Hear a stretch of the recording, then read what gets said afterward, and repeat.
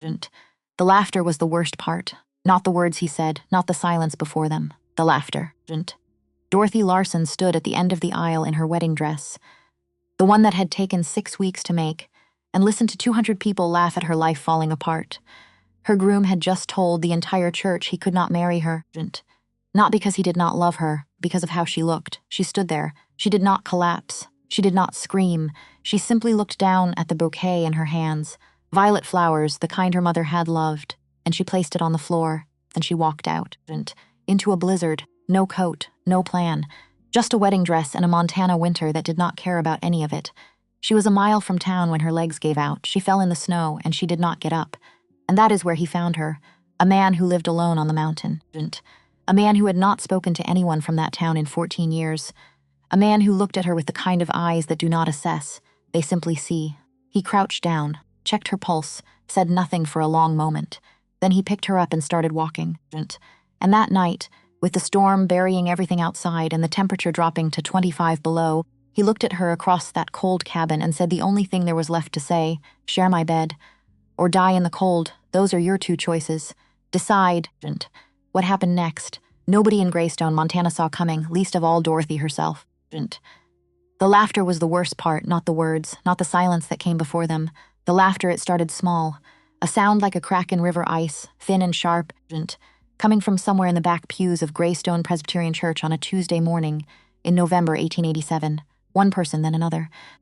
Then it spread the way fire spreads through dry grass in August, quiet at first, almost gentle, and then suddenly everywhere at once.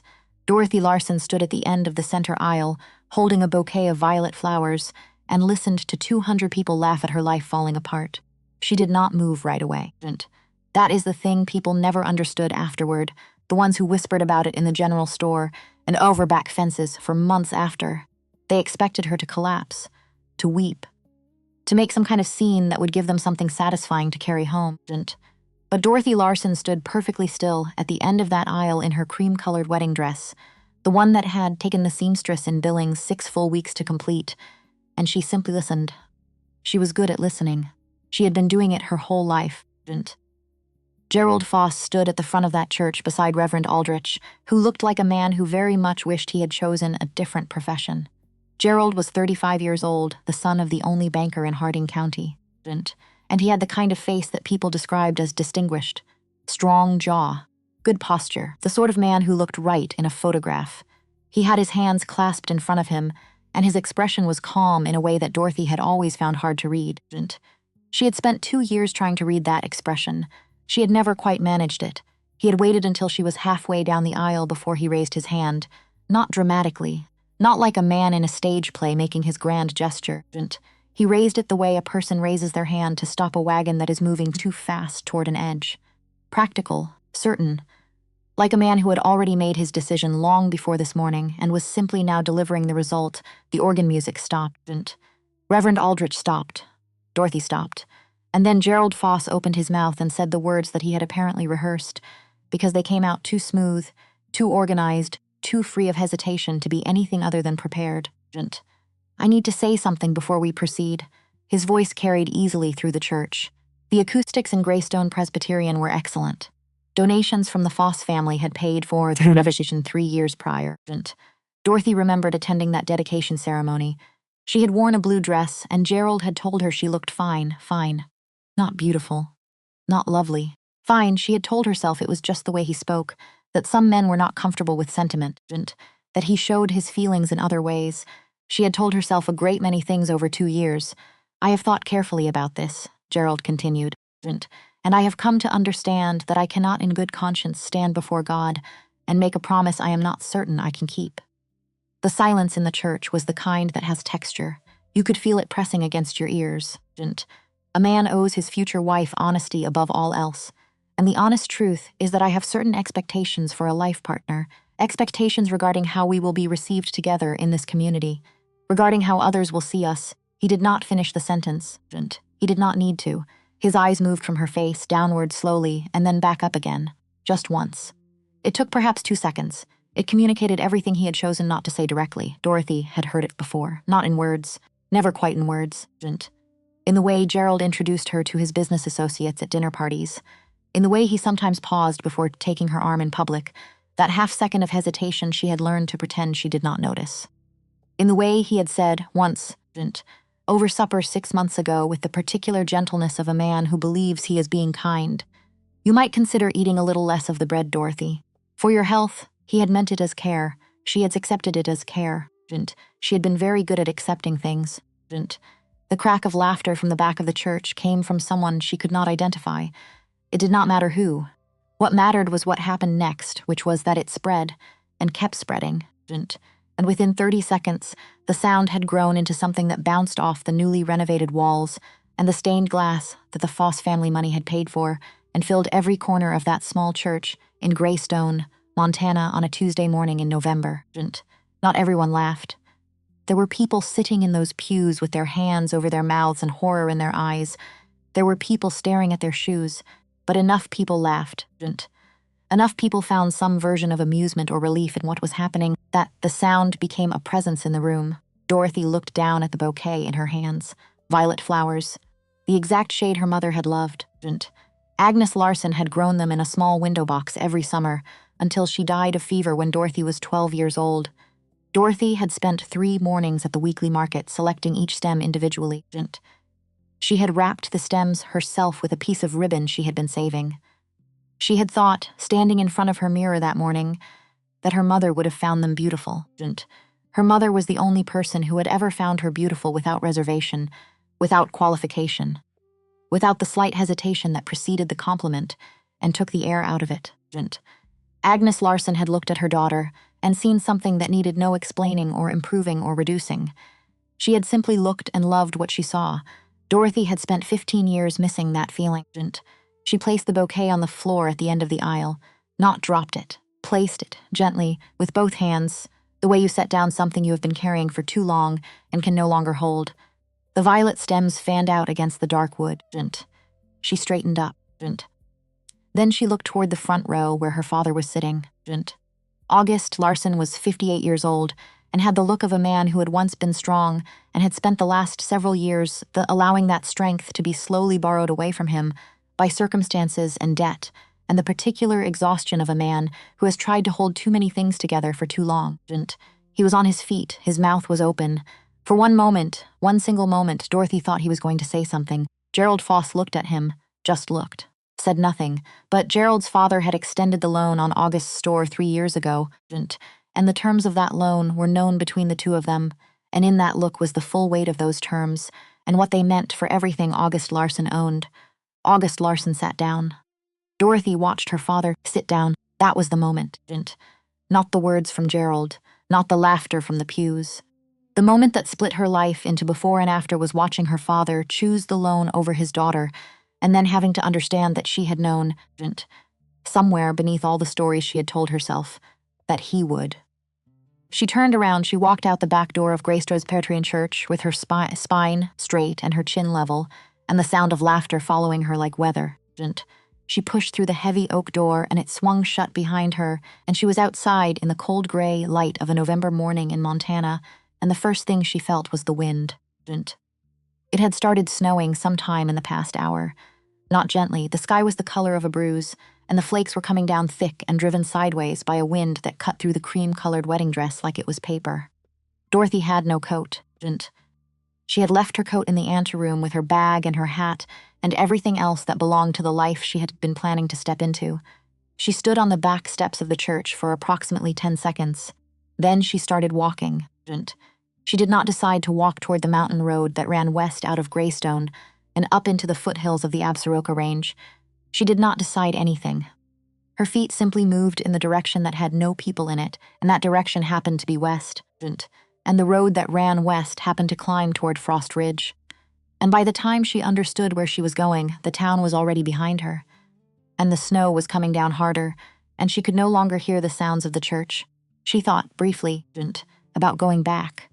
She thought about her father's face, about the sound of 200 people laughing, about Gerald's eyes moving downward and then upward again in 2 seconds that had contained every opinion he had ever held about her and never quite said aloud. She kept walking. The road turned to gravel and then to packed dirt and then to snow-covered earth that her thin shoes were not built for. Her feet went cold within the first 10 minutes. Within 20 minutes, she could not feel her toes. The dress was soaked through from the knees down, the wet fabric clinging to her legs and making each step heavier than the last. The wind was a living thing up here, away from the buildings that had broken it in town. It pressed against her from every direction. She thought about her mother's window box of violet flowers. She thought about a summer afternoon when she was 9 years old, and her mother had taken her out to the meadow east of town, and they had lain in the tall grass and looked up at the clouds, and her mother had said, "You are exactly right, Dorothy. Exactly the right amount of everything. Do not let anyone tell you otherwise." She had tried so hard to hold on to that. She had tried, and the world had been very persistent in its opposing opinion. Her legs gave out somewhere on a long curve in the road, approximately 1.5 miles from town. Not dramatically. They simply stopped working the way legs stop working when the cold has been at them long enough. And she went down onto her knees in the snow, and the pain shot up through her legs, but it was distant, like something happening in another room, because the cold had gotten into everything by then, and distance was all she had. She did not get up immediately. She was not entirely sure she could. The snow was coming down heavily enough that she could barely see 10 feet in any direction. The trees on either side of the road were gray shapes in the white. The wind had picked up to something that had a sound of its own, a low continuous moan through the pine branches above her.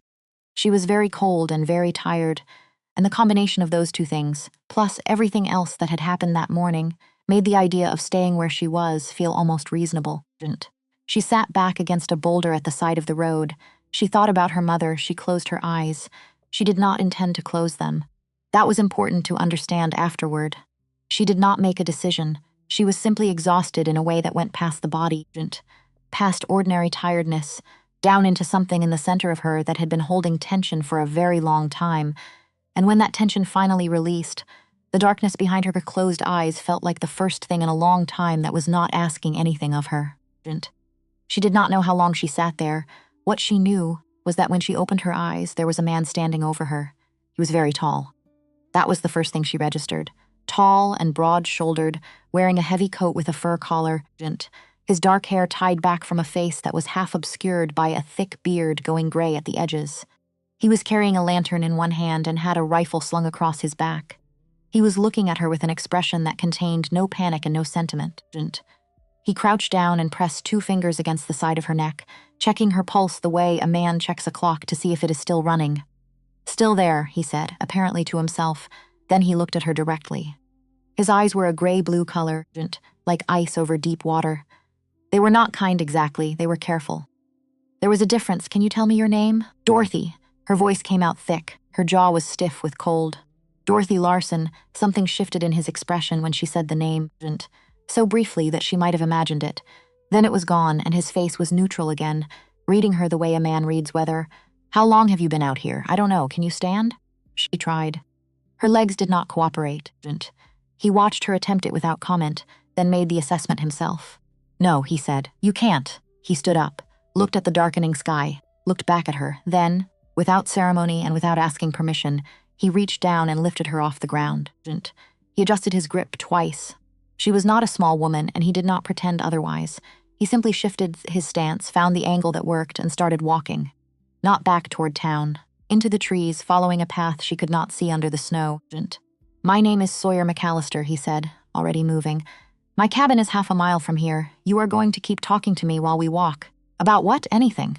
What you had for breakfast." "I didn't eat breakfast." "Of course you didn't."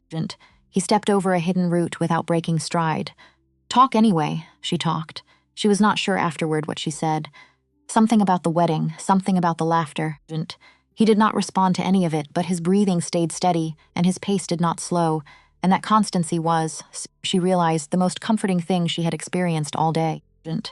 She was still talking when the cabin materialized out of the snow in front of them. Low and solid, built against a rock face like it had grown there, with smoke coming from a stone chimney and a door that Sawyer McAllister kicked open with one boot and carried her through without pausing. The warmth hit her like something physical. She gasped with it. He set her down in a chair near the fire, stepped back, looked at her with those careful, assessing eyes. "We need to get you out of the wet clothes," he said. "You will not warm up otherwise." She started to protest. He was already moving toward a chest in the corner. This is not a conversation about propriety, he said, without looking at her. This is a conversation about surviving the next 6 hours. I will turn my back. There are dry clothes on the chair beside you. You have 4 minutes. He turned his back. She changed. The clothes were enormous on her. Heavy wool trousers tied with rope at the waist, a flannel shirt that reached her mid-thigh, thick wool socks that were warm the moment she pulled them on. She sat back down, and her wet dress lay on the floor like a shed skin.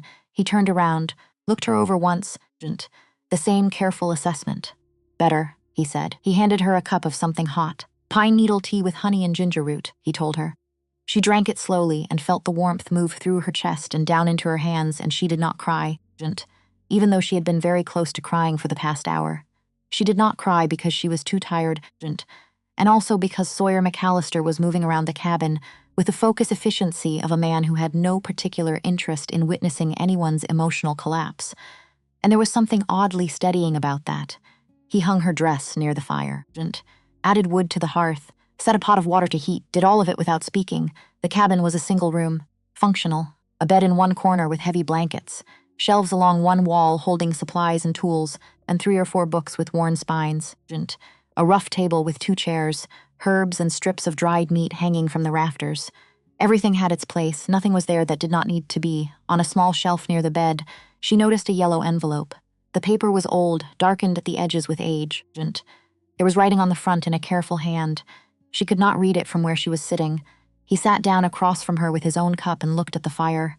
The storm will last 3 days, he said. Possibly 4. The road will not be passable. She looked at her hands, which were starting to feel like her own again. My father will be worried. Possibly, he said. She looked up at that. There was something in the single word that made her want to ask what he meant. But his face had returned to that neutral, careful expression, and the fire was warm, and she was very tired, and the question waited. After supper, when the dishes were cleaned and put away, and the fire was stoked for the night, he stood looking at the window for a moment. The snow was still coming. The wind had picked up again, pressing against the glass with a low, steady sound. He turned from the window and looked at the bed, then at the floor, then at her. The temperature is going to drop significantly tonight, he said. Below 25 degrees outside, probably lower. The cabin holds heat reasonably well, but there is a difference in temperature between the center of the room and the corners.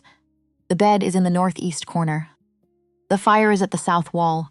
She understood where this was going. The northeast corner will be the coldest part of this cabin tonight by a considerable margin, he continued. You recovered from significant hypothermia less than 24 hours ago. Your body is not fully stabilized. Spending a night in the coldest corner of this room, alone, is a risk I would advise against. She looked at him. He looked back at her. No embarrassment, no hedging. He stated facts the way the geology book on his shelf stated facts, without apology for what they were. I am not suggesting anything other than what I am saying, he said, which is that body heat is the most efficient method available to us in these conditions. I have blankets enough for spiration. There would be a clear boundary. This is a practical matter. You could sleep by the fire, I could, and I have, many times.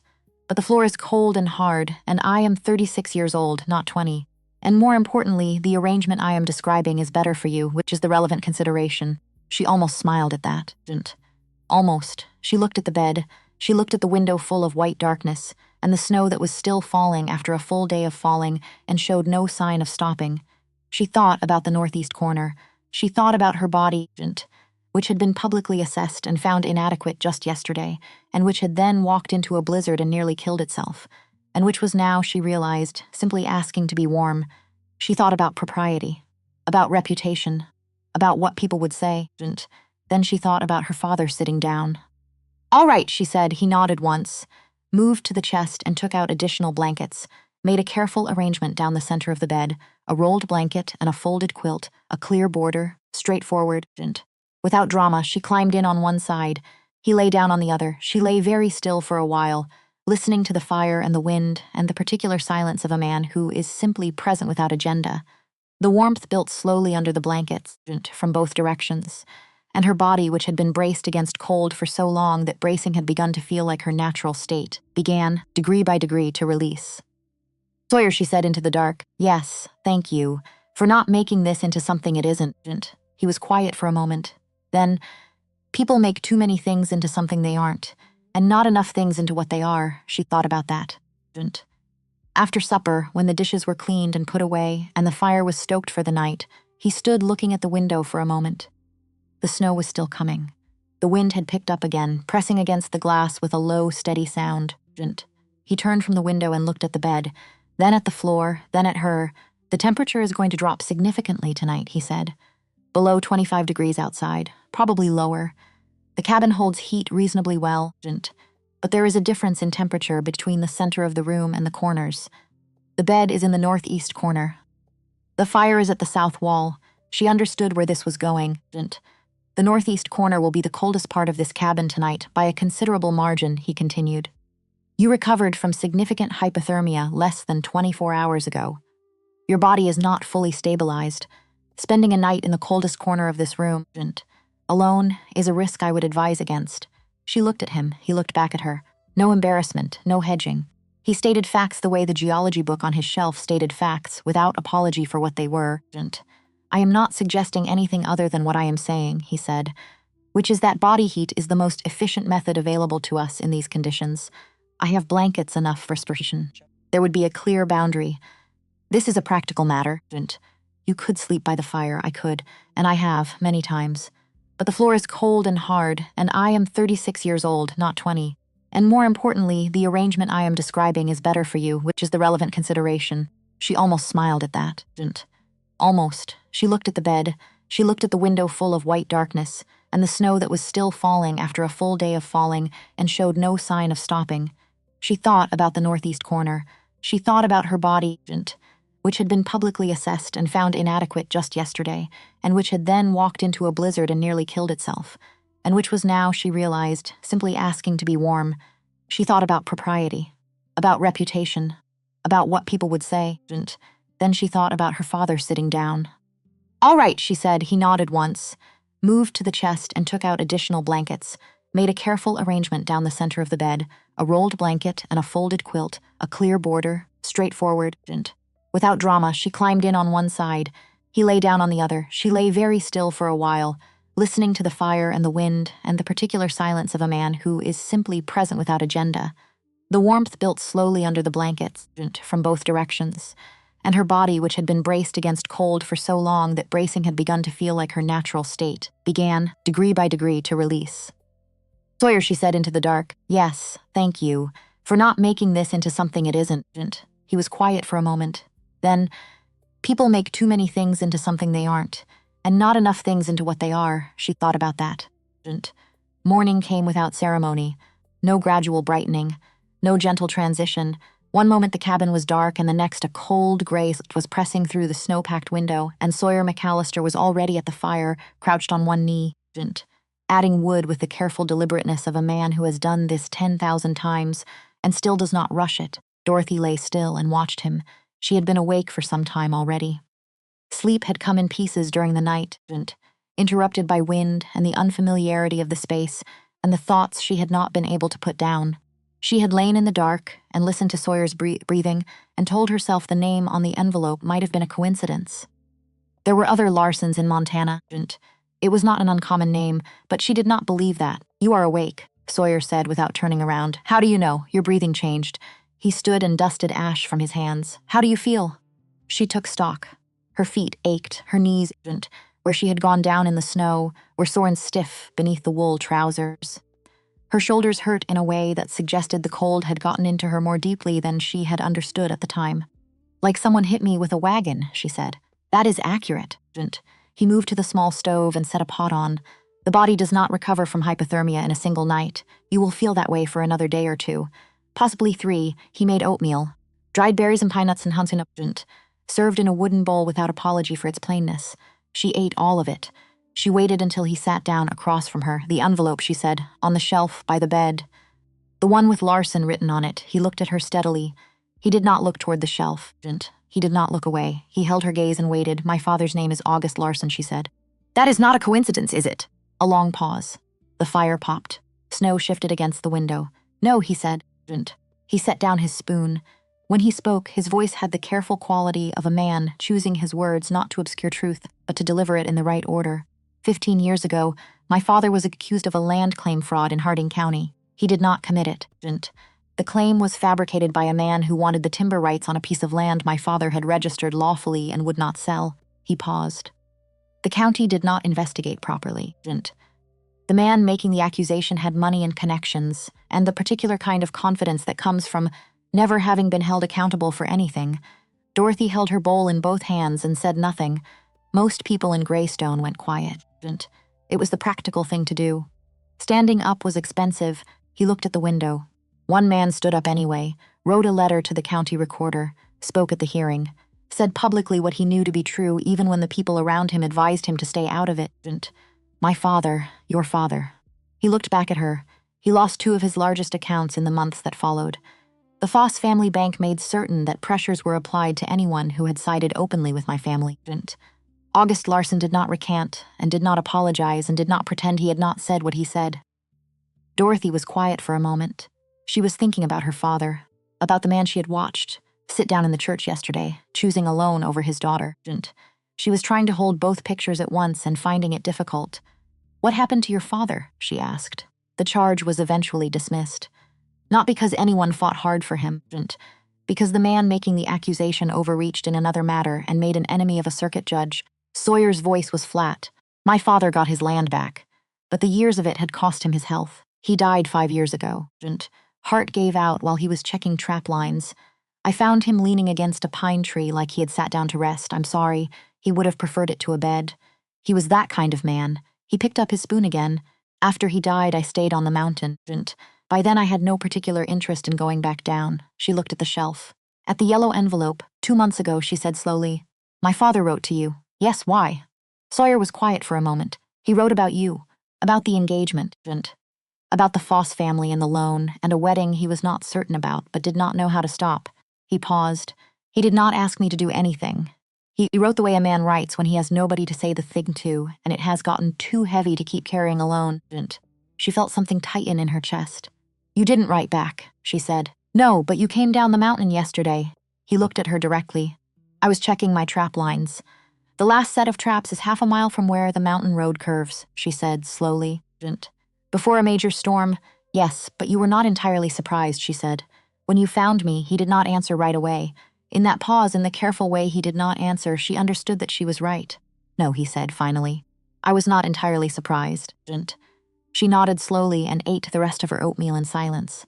Her father had carried his worry about her to a man on a mountain because he had no one else to carry it to. Not the connection, not the letter. Just the image of August Larson sitting down to write, in private, to a near stranger who had once done him a kindness, because the weight of what he knew about his daughter's life had become too much to hold alone. She thought about how a man could love his daughter and still choose wrong, how those 2 things could both be true at once. There was work to do that day. The storm had a window in the morning, an hour where the wind lightened, and Sawyer took her to the trap lines. He outfitted her with spare boots and extra socks and his second coat, a heavy canvas thing lined with sheepskin. She looked absolutely ridiculous. He looked at her when she was dressed and said, Good, that was all. They went out into the world the storm made. The snow that had fallen overnight lay in deep silence over everything, covering the shapes of the land so completely that the mountain looked like a place that had never been touched. The pines sagged under the weight of it. Her breath came out in clouds that disappeared immediately. She followed Sawyer exactly, stepping where he stepped, because within the first 100 yards she understood why. The snow-covered dips and rises and hidden rocks and the edges of slopes that dropped away without warning. Sawyer moved through it with the confidence of a man who had memorized the shape of the land beneath the snow over many years.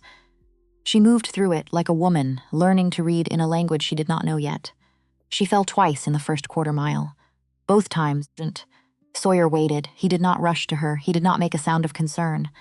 He simply stopped and turned and waited until she was upright again, and then he continued. She understood slowly that this was a form of respect. Rushing to her would have been treating her like someone who needed rescuing. Waiting treated her like someone capable of getting back up. She got back up. At the first snare, he showed her how it worked, not with a lecture.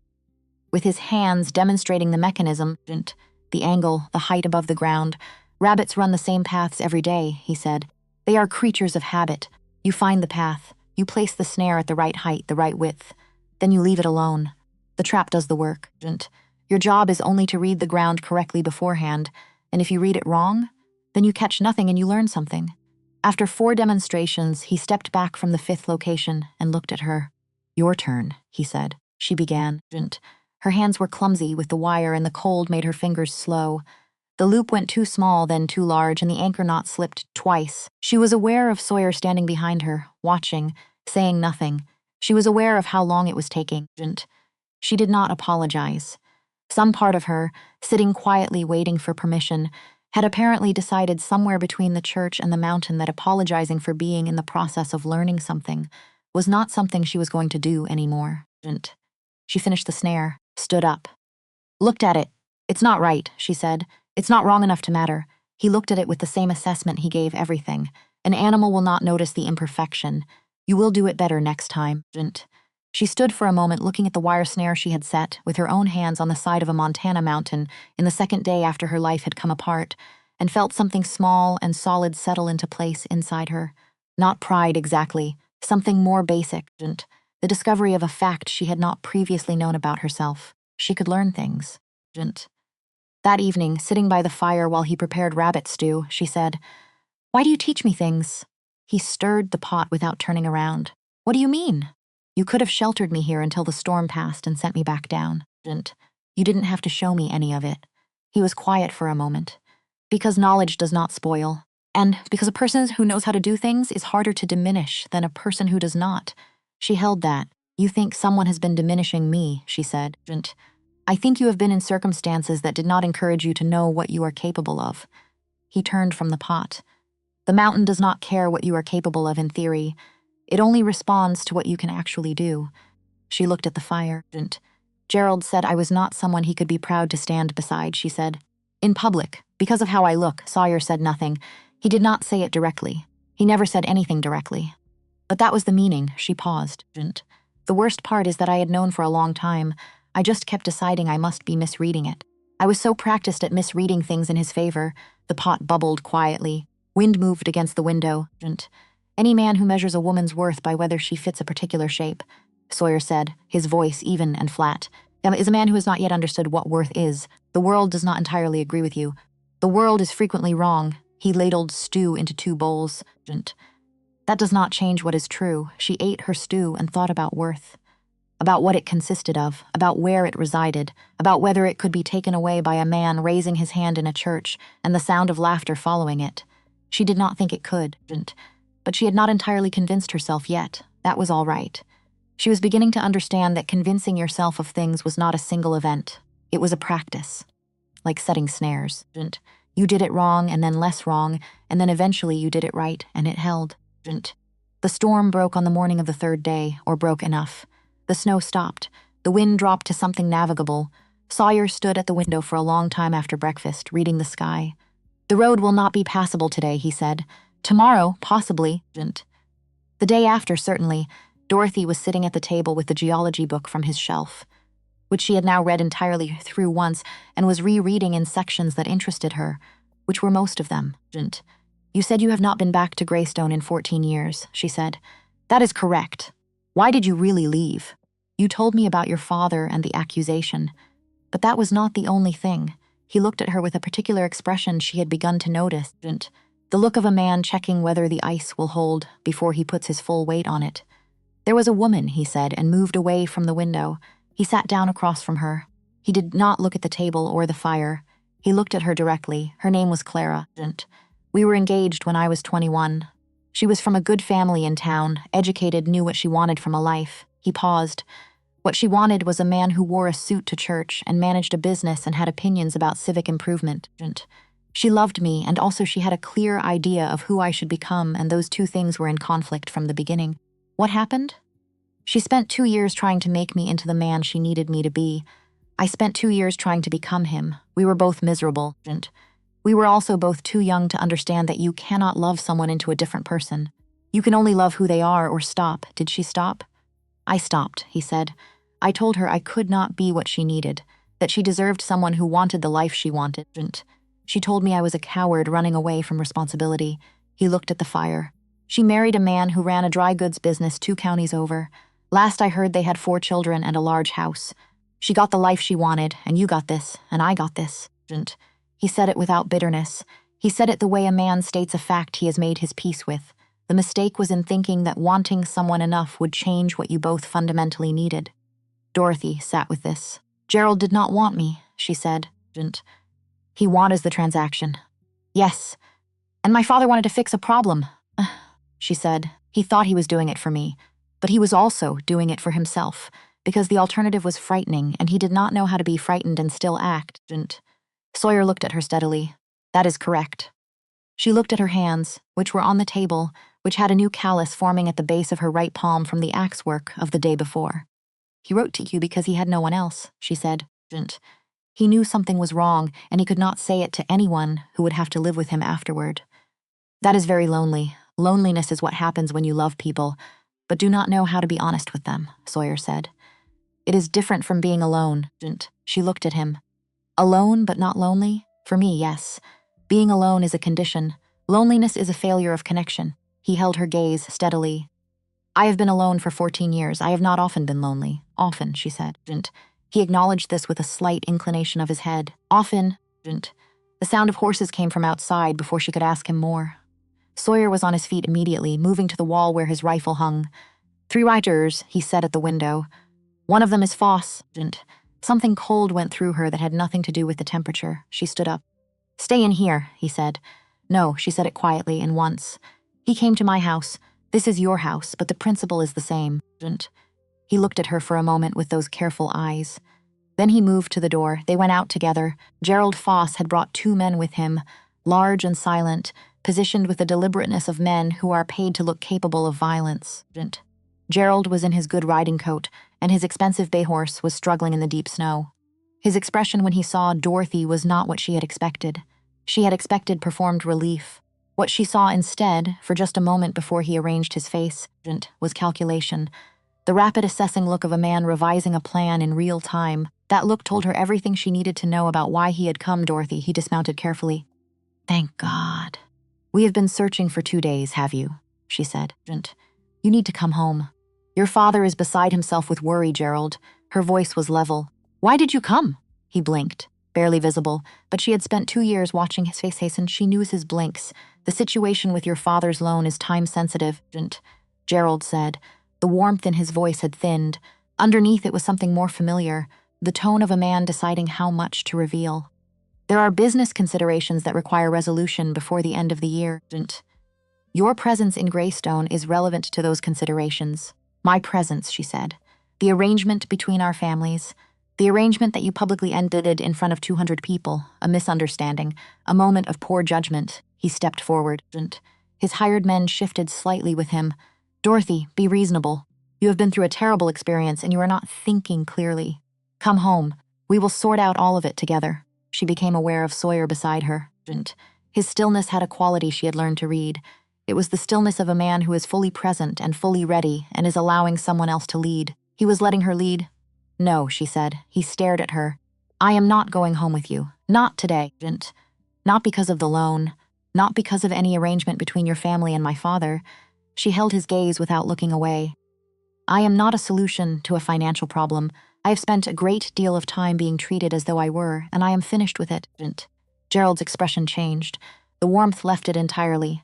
You are making a serious mistake, he said. You have no means of your own, no property, no legal standing. You are a single woman in a mountain cabin with a man you met 3 days ago, and when this fantasy is over, you will have nothing to return to, then I will have nothing, she said.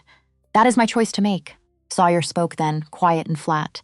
You have said what you came to say, Foss. She has given you her answer. The road back to town will be easier before midday than after. Gerald looked at him, the look of a man calculating odds he did not like. The hired men exchanged a glance of professional reassessment. This is not finished, Gerald said. It is for today, Sawyer said. Gerald Foss turned his horse. His men followed. Dorothy watched them go until the trees had taken them and the sound of horses had faded into the general silence of the mountain. Then she breathed. We'll come back, she said. Probably, Sawyer agreed. With more men or a legal instrument.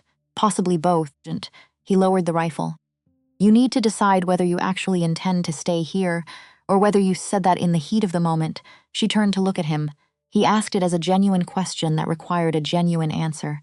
She thought about the church, about the laughter, about cold wire in her hands on a frozen hillside and the satisfaction of a thing that worked. About the fact that for 3 days nobody had asked her to be smaller. She had gotten up every time she fell. She had learned everything shown to her. She was warm. I intend to stay, she said. He nodded once, then come inside. There is more to do today. The days after Gerald's visit settled into a rhythm that was not comfortable exactly, but was real in a way she had not felt in a long time. Sawyer pushed her harder. He taught her to shoot, standing in the snow behind the cabin, with the Winchester rifle against her shoulder and a piece of bark propped against a deadfall 40 yards out. The first shot went wide by a considerable distance, and the recoil knocked her back a step, and her ears rang for 10 minutes. He waited for the ringing to stop. Then he said again. She shot 15 rounds that first morning. She hit the bark twice, both times near the edge, but she hit it twice, which was 2 more times than she had the morning before. He corrected her grip, her stance, the way she exhaled before the trigger pull. You are fighting the recoil before it happens, he said. You anticipate the kick and you flinch away from it, and that flinch is what pulls the shot wide. How do you stop anticipating it? You accept it. You know it is coming, You let it come. You make the shot anyway. She thought about that for longer than it probably warranted, because it seemed to her that it was advice that applied to more things than rifle shooting. By the end of the second week, she was hitting the bark consistently. Her shoulder had bruised, and then the bruise had faded, and the muscle beneath had begun to understand what was being asked of it. Her hands changed. The callus at the base of her right palm was joined by others, from the axe work and the trap wire and the knife. She looked at her hands one evening by firelight and did not recognize them immediately as her own. And then she did, and what she felt was not dismay. She ate differently on the mountain. More protein, less of everything else, because that was what was available. She had spent years in a complicated negotiation with food, eating carefully in public and differently in private, and always with some awareness of being watched. On the mountain there was no audience and no negotiation. There was what was needed and what was available. Her body responded by doing what bodies do when they are fueled and worked and allowed to function without being judged for it. She got stronger, not dramatically, not all at once, but the firewood that had exhausted her in the first days, she could now split for an hour without needing to stop. In the evenings, they talked. She told him about her mother, about Agnes Larson's window box of violet flowers, and her habit of finding something beautiful in every day and saying it aloud as a practice of attention. She told him about learning to keep accounts for her father's store at 13, after her mother died, because someone had to. She told him she had kept those accounts for 15 years and never been paid for it, because it had not occurred to anyone that it was labor. He listened the way he did everything, completely and without interruption. She told him about reading, about the books she had borrowed from the lending cart that came through Greystone 4 times a year, and about hiding them under her mattress because certain titles were considered unsuitable for a woman trying to attract a husband. What were the titles? He asked. Geology, natural history, a history of the Roman Republic, a volume on land surveying. She paused. One about the migration patterns of birds in the Western Territories. He stood up and went to the shelf and pulled down 3 more books she had not examined, set them in front of her. A natural history of the Mountain West, a survey of Montana Territory geology, a volume on trapping and wilderness survival written by a man who had spent 40 years in the northern Rockies. Take your time, he said. She looked at the books and then at him and felt something move through her chest that was warm and complicated and not entirely reducible to gratitude. You are reading them anyway, he said. Might as well read the useful ones. It was exactly the right thing to say. She would think about that later. How the right thing and the kind thing were often the same thing when a person stopped performing and simply told the truth. It was the 3rd week when August Larson came up the mountain. Dorothy saw him from the window before he reached the cabin, a lone figure on horseback moving slowly through the snow. No other riders.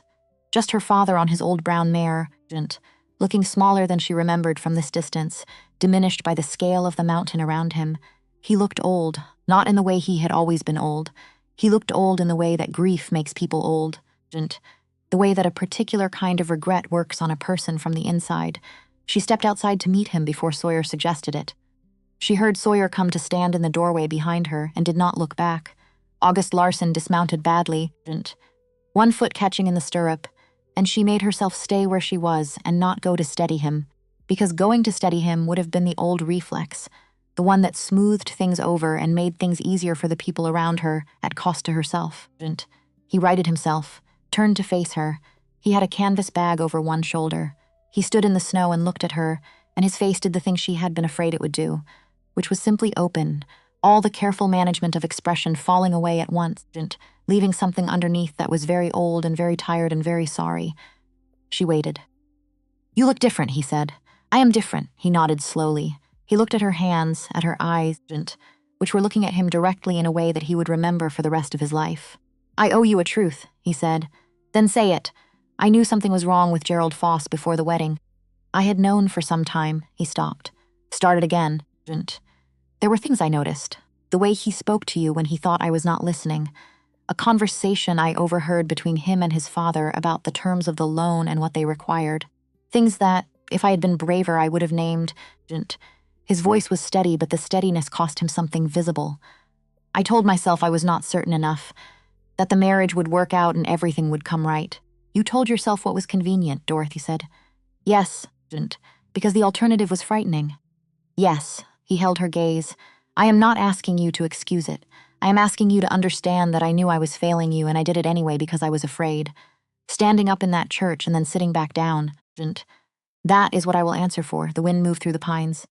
"I know you love me," she said. "I have never doubted that, but love is not enough if it does not." "No, it is not enough." She said it clearly without anger. "Love that does not act is just a feeling a person has about themselves. It does not help the person they claim to love." August closed his eyes for a moment. "Open them. What do you need from me?" he's asked. "Not what I think you should want. What do you actually need?" "Time," she said. "I need time to become who I am becoming. I need you to not interrupt that with arrangements and solutions that are actually about your comfort rather than my well-being. And when the time has passed, then we will see what we are to each other. We will find out if we can build something honest." She paused. "I want that. I want to have a father. But I want to have a father who sees me, not a father who manages me." He nodded. The nod of a man accepting terms he knows are fair and has not yet earned. He reached into the canvas bag and brought out a folded garment. Her mother's winter shawl, pale blue wool with a pattern of small leaves along the border. The one Agnes Larson had worn every cold morning for as long as Dorothy could remember. "I thought you might want it," he said. "It gets cold up here." She took it from him. It smelled faintly of her mother's cedar chest and beneath that of something older, of the years and years of a woman putting it on every morning because she was cold and it was warm, and that was sufficient reason. She did not cry, but she held it against her chest for a moment with both arms before she folded it over one arm and looked at her father. "Come inside," she said. "There is coffee." Sawyer made coffee and put 3 cups on the table without comment and sat with them in the way of a man who is present without inserting himself. "McAllister," August said. "Larson," Sawyer said. A silence that had texture. "You kept my letter." August said, "I did." "You did not answer it, no." August looked at his coffee. "But you were on the mountain road that evening. I was checking trap lines." August looked at the yellow envelope on the shelf which Sawyer had returned to its original position.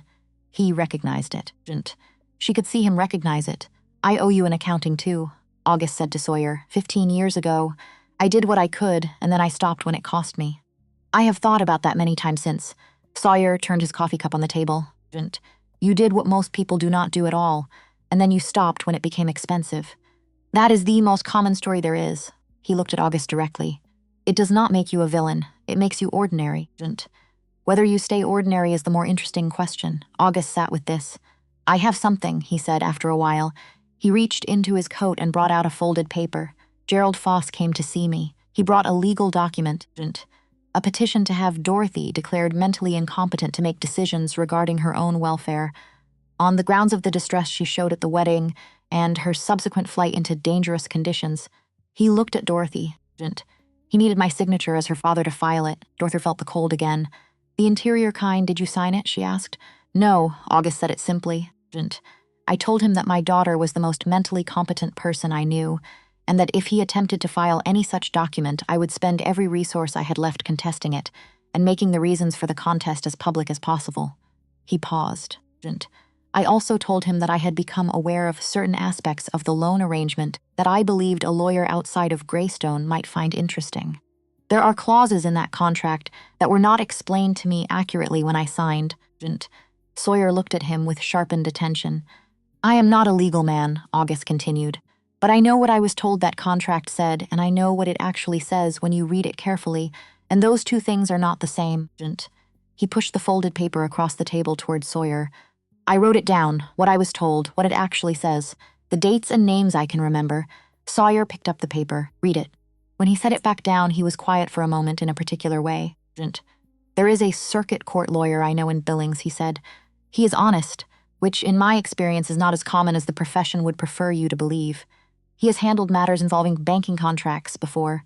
He looked at August. I can write to him. The postwriter comes through the lower mountain in 4 days. August looked at him. Why would you do that? Sawyer folded the paper and set it to one side. Because the Foss family has been arranging things in their favor for a long time, and the people on the other side of those arrangements have generally lacked the resources or the connections to push back. He picked up his coffee.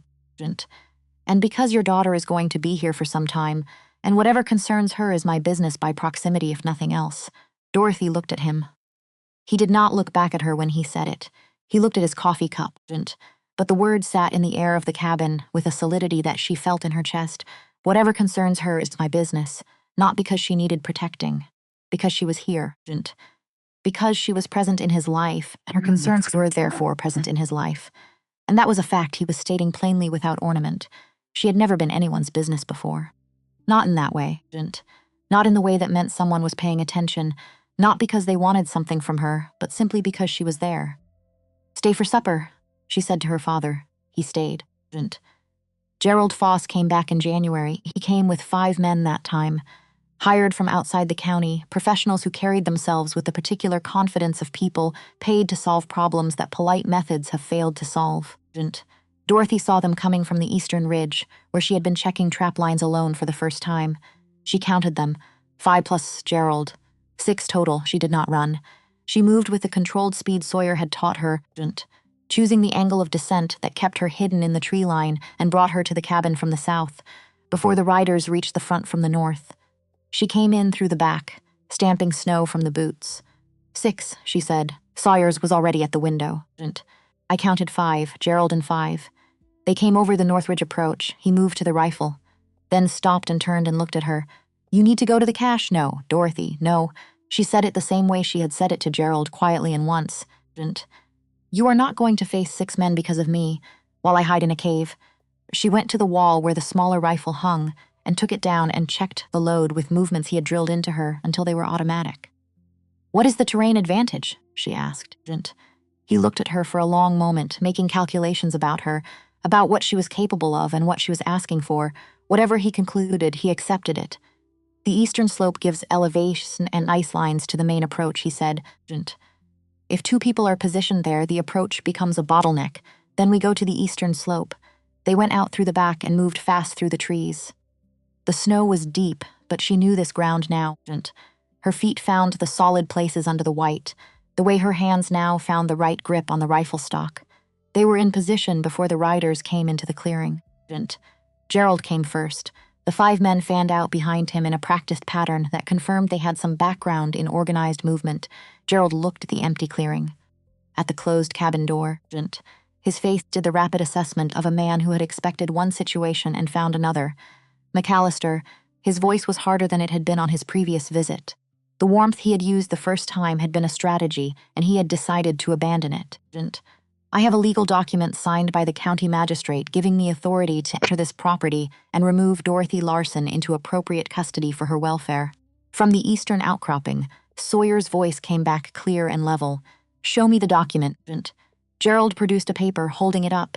The county magistrate in this district is Harold Vane, Sawyer said. Harold Vane has not left Billings since October. He does not conduct business in Harding County. Whatever that paper says, it did not come from him. A pause. One of the hired men shifted his horse. There is a provision for deputy magistrates to act. No, there is not, Sawyer said. Not under Montana territorial law as it currently stands. A provision for deputy magistrate authority in civil welfare cases was proposed in the territorial legislature in '84 and did not pass. Another pause. I have read the territorial statutes. Have you? Gerald's posture changed. The certainty went out of it. He had come with a document he believed would end the argument before it began, and Sawyer McAllister had just suggested, with the calm confidence of a man telling the truth, that the document was not what he thought it was. Dorothy raised her rifle. Not aiming, just raised it so that the movement was visible. One of the hired men saw it and said something to the man beside him. Dorothy, Gerald's voice had changed again. It was a version she had not heard before, the voice of a man who had run out of intermediate steps. This is not what you think it is. I am trying to protect your interests. My interests are being managed adequately, she said. Her own voice surprised hers. Not the words, the quality of it. She was standing on a rock outcropping in borrowed boots, with a rifle she had learned to shoot 3 weeks ago, and her voice had the flatness of someone simply saying what is true without apology. She had learned that flatness from the man standing 10 feet to her left. Gerald, she said, I want to tell you something I have not said before. Not because I am angry, because I think it is true and you should hear it. He waited. You are not a bad man, she said. You are a man who has never been asked to be anything other than what your family needed you to be.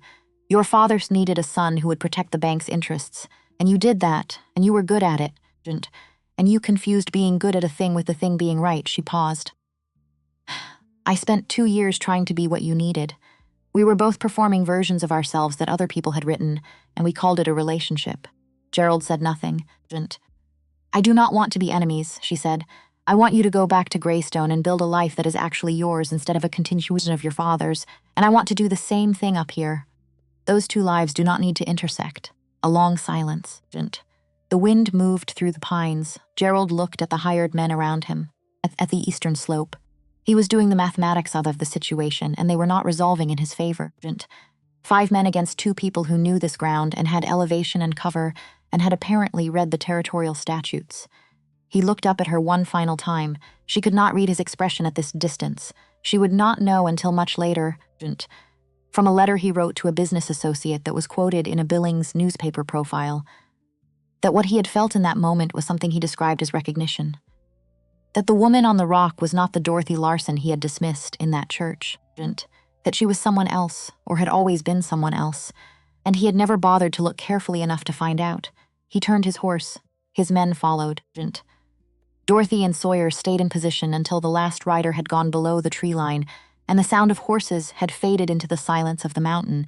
Then she lowered the rifle. Her hands were steady. She had not known until this moment whether they would be. That was well done, Sawyer said. She looked at him. The part where I threatened him with a rifle, or the part where I gave him ease she'd speak about self-determination? Both. The lines at the corners of his eyes had deepened slightly in the way she had learned, meant something was happening in there that he was not going to perform for an audience. The speech was better than I would have managed. You would not have given a speech. No, he agreed. I would have shot the document, out of his hand, let the symbolism speak for itself. She looked at him, then she laughed. It came out of her fully and without apology, a real laugh, unmanaged and unfiltered, and it went up into the cold air over Frost Ridge and scattered into the pines, and the mountain took it the way it took, everything, without judgment, simply as another sound that had happened in its long acquaintance with sounds. Sawyer watched her laugh, and his expression was the one she had been learning to read for weeks, the one that most people would have read as neutral, but that she now understood as the look of a man who is paying full attention and is moved by what he sees, and does not know yet what to do with that. She was beginning to have some thoughts about what he might do with it. But those were thoughts for later. The letter to the lawyer in Billings went out with the postwriter. The reply came back 6 weeks later in late February, when the worst of the winter had broken enough to permit intermittent mail delivery. The lawyer's name was Thomas Enright, and he wrote in a style that was careful and precise and conveyed, beneath its professional language, a quality of genuine interest in the particulars of the situation. He had reviewed August's notes on the loan contract. The most significant observation was that a clause verbally described to August as a standard renewal provision was, in the written document, a substantially different instrument that allowed for unilateral modification of terms by the lending party under conditions defined so broadly as to be effectively meaningless as a protection for the borrower.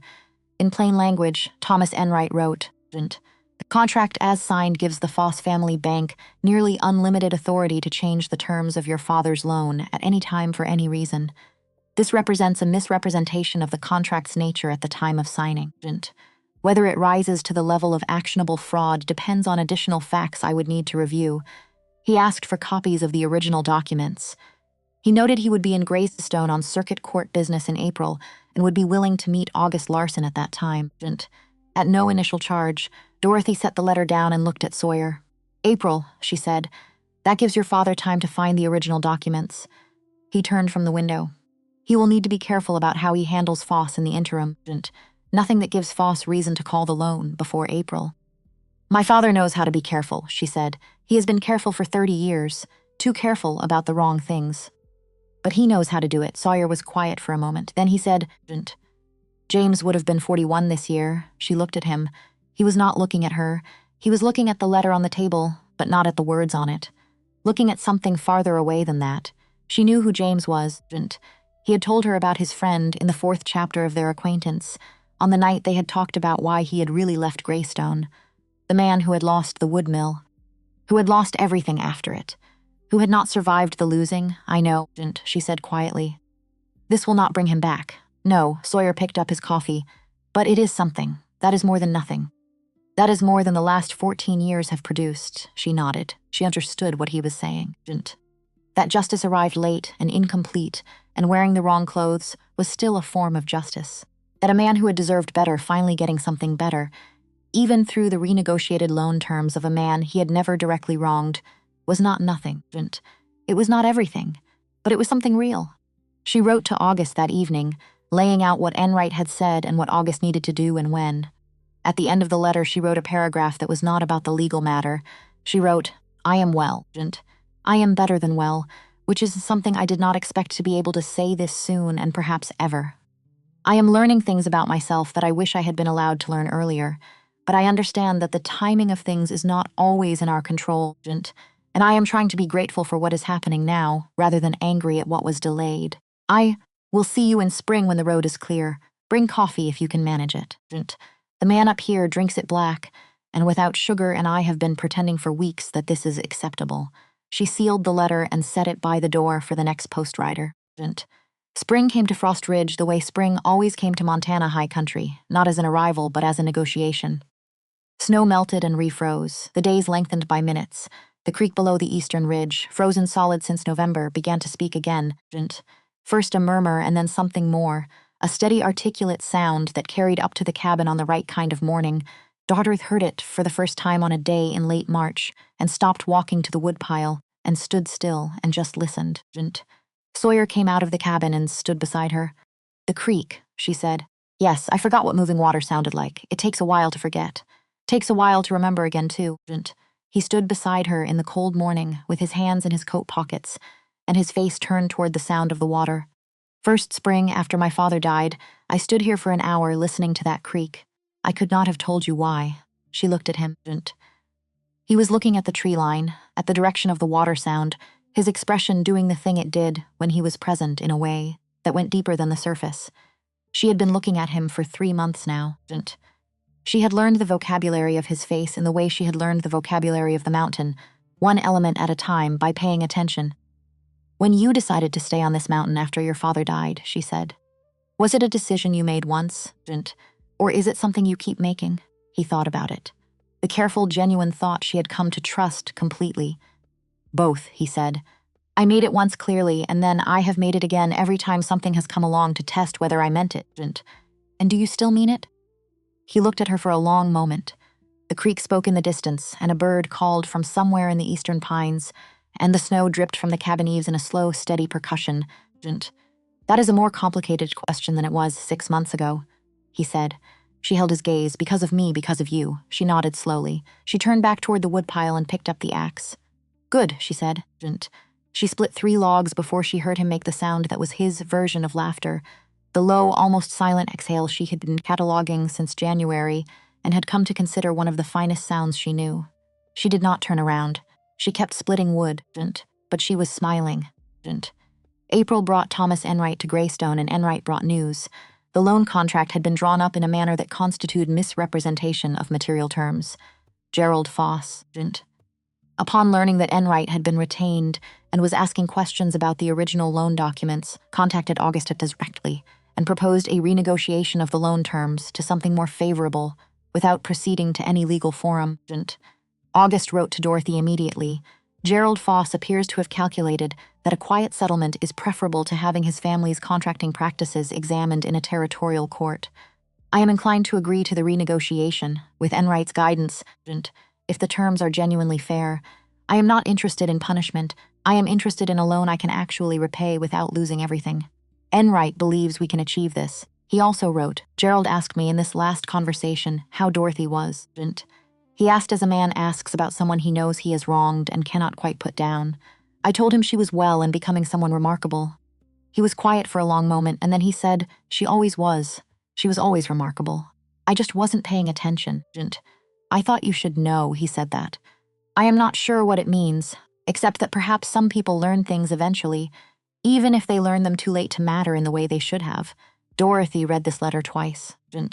She folded it carefully and put it in the pocket of her coat now, purchased with the first money she had received for her work, keeping accounts for a ranch family 2 valleys over, work that Sawyer had arranged after discovering her facility with numbers and pointing out that there were several operations within a half-day's ride whose books were maintained with what he charitably described as insufficient rigor.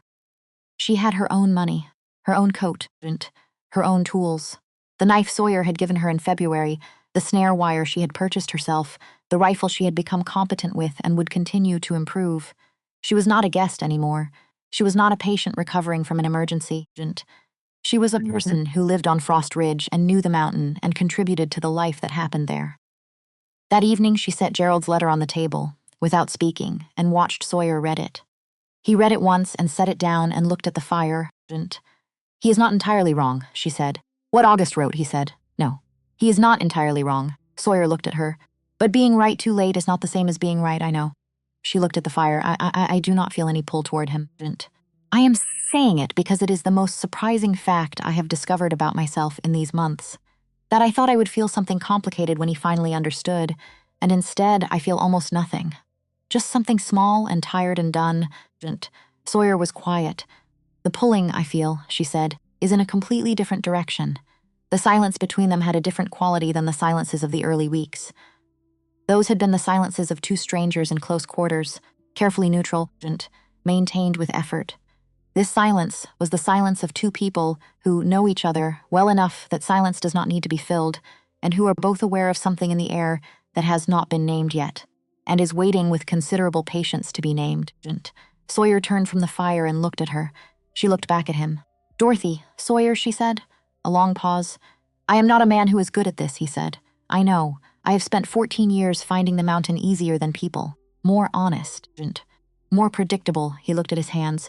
You have made the mountain feel different. How? Like it has a reason, he said. Not just a logic. A reason. She was quiet for a moment. The fire burned. The creek, distant but audible now that winter had released it, spoke its steady, undramatic truth. I am going to stay, she said. Not because I have nowhere to go. I have somewhere to go now. I have money and skills and a father who is trying to be different and a lawyer in Billings who finds my situation interesting. I could go, She held his gaze. I want to stay. He looked at her for a long time. Long enough that she felt it as something physical. The full weight of his attention, which she had come to understand, was not something he gave easily or often. Then he reached across the table. He put his hand over hers, not dramatically, not with the flourish of a man in a story making his declaration. He set his hand over hers on the wooden table the way you set something down that belongs there, simply and without ceremony, because that was the right place for it, and everyone present understood that. She turned her hand over. Their fingers found each other. The fire burned. The creek ran in the middle distance. Outside, the cold was absolute, and the stars were beginning to come through where the clouds had thinned, sharp and numerous and entirely without opinion about anything that had happened in the cabin below them. Neither of them said anything. Neither of them needed to. Months later, on a morning in June when the wildflowers had come back to the meadow below the eastern slope, and the snows had retreated to the high peaks, and the world had turned green and warm and full of sound, August Larson came up the mountain for one of his regular visits. He found his daughter in the small vegetable garden she had put in behind the cabin, on her knees in the dirt with her hair tied back and her hands dark with earth, doing something precise and purposeful with a row of seedlings. He found Sawyer McAllister at the woodpile, splitting logs with the steady rhythm of a man who has done it 10,000 times and is doing it 10,001, and who paused when August rode into the clearing. and nodded in the way of a man, greeting someone who is welcome. August unsaddled his horse and carried his bag of supplies to the porch and sat down on the step and watched his daughter in her garden, and the man at his woodpile, and the way the light came down through the pines and lay across everything golden and without judgment. He had not been a good father. He was trying to learn to be a better one. He was trying. Dorothy looked up from her seedlings and saw him and raised one dirty hand in greeting. She was smiling. Not the careful social smile he had known from her Greystone life, the one deployed for appearances and maintained at some cost. This was something older and more straightforward, the smile of a person who is where they want to be and knows it. He thought about Agnes, about his wife who had grown violet flowers in a window box and believed that beauty was a practice of attention. He thought about what Agnes would see if she were sitting on this porch step beside him, looking at their daughter in this mountain garden. He thought she would see what he saw, someone exactly right, exactly the right amount of everything. He sat on the porch in the June light and listened to the creak and the axe and the small purposeful sounds of a life that was being built by hand, and he felt the thing that had been sitting in his chest for months shift slightly, lose some of its weight, not all of it. Some things you carry, but some of the weight lifted in the warm light of that June morning and went up into the clean mountain air and dispersed, and August Larson breathed in the space where it had been. "Coffee is inside," Dorothy called from the garden without looking up. He made it without sugar again. "Tell him about the sugar." Sawyer did not look up from the woodpile. "There is nothing wrong with coffee without sugar. There is everything wrong with coffee without sugar, and I have been saying so for 5 months. And for 5 months I have been correctly disagreeing." August looked at the two of them, at the garden and the woodpile and the cabin with smoke coming from the chimney even in June because the mornings were still cold up here. At his daughter's dirty hands and straight spine and the ease with which she occupied the space she was in, fully and without apology. He went inside to find the coffee. The creek ran below the eastern ridge, the same creek that had been frozen through the worst of it and had come back, as it always did, as it always would, and on Frost Ridge. In the long light of a Montana summer morning, a life that had almost ended in a snowstorm went quietly, stubbornly, gratefully on.